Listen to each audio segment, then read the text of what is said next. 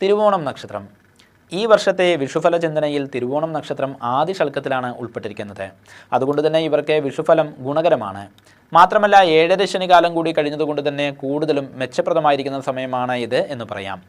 വളരെ കാലമായിട്ട് അനുഭവിച്ചു വന്നിരുന്നതായ ദുഃഖ ദുരിതങ്ങൾക്ക് മാറ്റമുണ്ടാകും.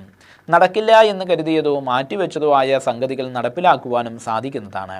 തൊഴിൽ രംഗത്തെ മെച്ചപ്രദമായിരിക്കുന്ന അവസരങ്ങൾ വന്നു ചേരും. സാമ്പത്തികമായിട്ട് നിലനിന്നിരുന്നതായ അരക്ഷിതാവസ്ഥയ്ക്കും മാറ്റം വരുന്നതാണ്. ഉയർന്ന നിലയിലുള്ളതായിരിക്കുന്ന വ്യക്തികളുമായിട്ട് അടുത്ത ബന്ധം സ്ഥാപിക്കുവാനും അധികാരം കൈവശം വന്നു ചേരുവാനും ഇടയുണ്ട്. മനസ്സിനെ അലട്ടിയിരുന്ന പല വിഷമതകൾക്കും പരിഹാരം കണ്ടെത്തുവാൻ സാധിക്കും. കുടുംബത്തിലെ അസന്തുലിതാവസ്ഥയ്ക്കും മാറ്റം വരുന്നതാണ്.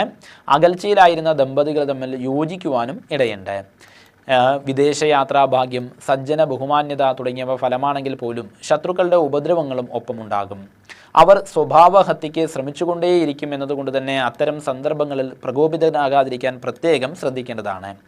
നിയമലംഘനത്തിൻ്റെ ഭാഗമായിട്ട് ചില ശിക്ഷകൾ കിട്ടുവാനും ഇടയുണ്ട്. രാത്രി സഞ്ചാരങ്ങളും അപകടകരങ്ങളായിരിക്കുന്ന മറ്റു പ്രവൃത്തികളും പരമാവധി ഒഴിവാക്കണം.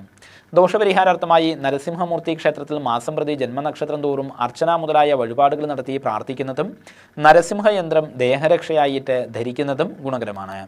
എല്ലാവർക്കും നന്മ വരുത്തുവാൻ സർവേശ്വരനോട് പ്രാർത്ഥിച്ചുകൊണ്ട് നിർത്തുന്നു. നന്ദി, നമസ്കാരം.